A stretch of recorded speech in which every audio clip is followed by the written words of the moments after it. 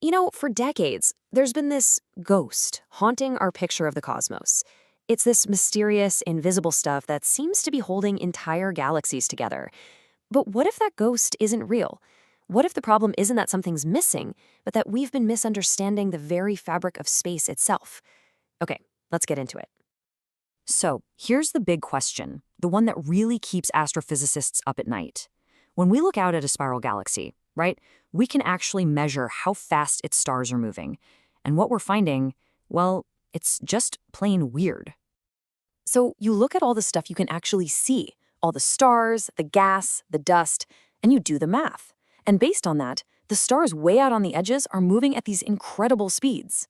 According to our standard laws of gravity, there's just not enough gravitational glue there to keep them in orbit. They should have been flung out into deep space ages ago. To solve this puzzle, the go-to answer for years has been dark matter. The idea is pretty straightforward. Galaxies are sitting inside this massive, invisible halo of some kind of unknown particle. And it's this halo that provides the extra gravity needed to keep everything from flying apart.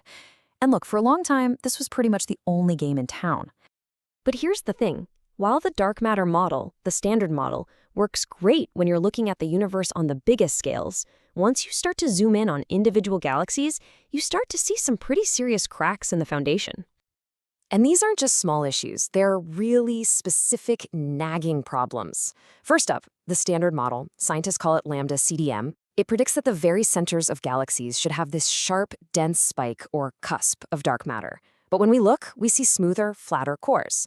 Then there's the prediction that big galaxies like the Milky Way should be surrounded by thousands of tiny satellite galaxies. We just don't see that many. And maybe the weirdest of all is this almost magical connection between a galaxy's visible stuff and how fast it spins, something dark matter models just can't seem to explain without a lot of tweaking. So, with all these persistent problems, some physicists started asking a really wild question. What if the problem isn't some missing substance we need to find? What if it's a fundamental misunderstanding of space itself? And that's what brings us to this brand new idea, the JERROW Sea. And I mean, this is a total paradigm shift. The JERROW Sea theory says, hey, maybe we can stop hunting for this exotic new particle. Instead, it suggests that gravity isn't even a fundamental force like we thought. It's something that, well, it just emerges from the properties of the vacuum of space itself. Okay, so what is it? Here's the core idea in a nutshell. Imagine that spacetime isn't an empty stage for things to happen on. Imagine it's a real physical medium, kind of like a superfluid. In this picture, what we call gravity is actually just the effect of pressure changes inside this cosmic fluid, and those changes are caused by matter.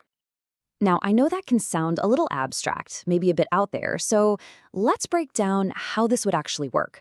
How can something as simple as pressure mimic the force that holds our entire solar system together? The analogy here is just so powerful, and it really helps. Just picture a perfectly still, huge ocean stretching out forever. That's the vacuum of space in this theory. Now, when you put a star or a galaxy into it, it's like dropping a bowling ball into that water.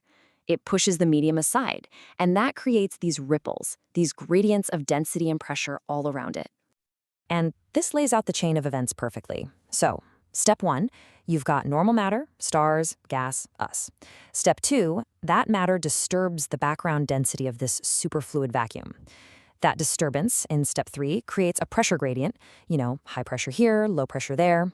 And finally, that pressure difference causes a push, an acceleration towards the area of lower pressure. And that acceleration is what we feel and measure as the force of gravity. Simple as that. Okay, and this is where things get really cool. This one theory seems to perfectly explain two completely different situations.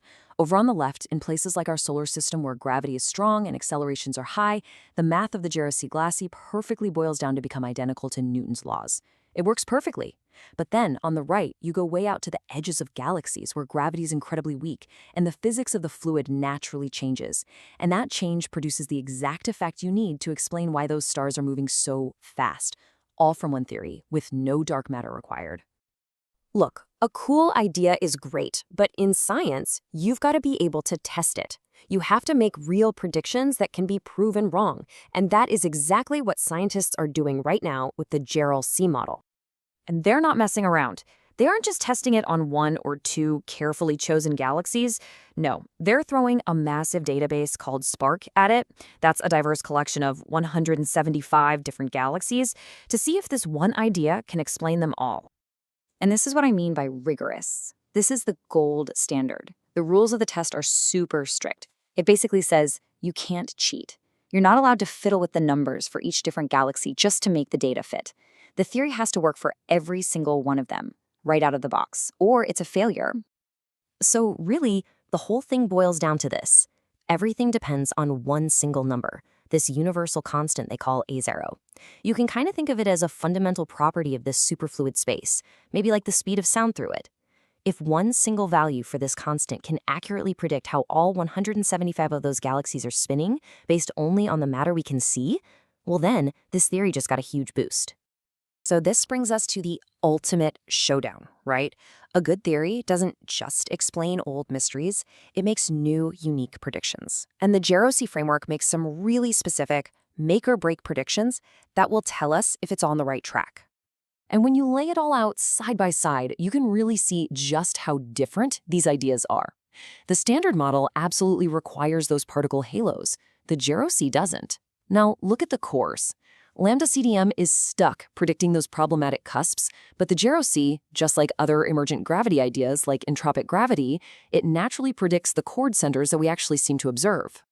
So that brings us to the first big make-or-break test. Remember that core cusp problem? It was one of the big reasons scientists started looking for alternatives in the first place. So what's the JERROW Sea's prediction? And the prediction here is crystal clear. There's no wiggle room. Because of how pressure would work in this superfluid medium, galactic centers have to be cored. So if future observations with better telescopes find galaxies with those sharp, cuspy profiles that dark matter predicts, then the JERROW Sea theory, at least in its current form, is dead in the water. And it doesn't stop there. There are other really mind-bending predictions. Since the vacuum is a real physical thing that can be compressed, it might bend light in some very specific, subtle ways. Even more exciting, the theory predicts that in super dense places, like a giant galaxy cluster, the superfluid might kind of get saturated, causing that universal constant A0 to actually change a little. I mean, if we found that, it would be incredible, smoking gun evidence for a physical vacuum. And so, at the end of the day, this is the question we're left with. For centuries, we've basically thought of space as an empty void. But this new theory, it paints a completely different picture. One where we, our planet, our solar system, our entire galaxy are all just swimming through a vast, dynamic, superfluid medium.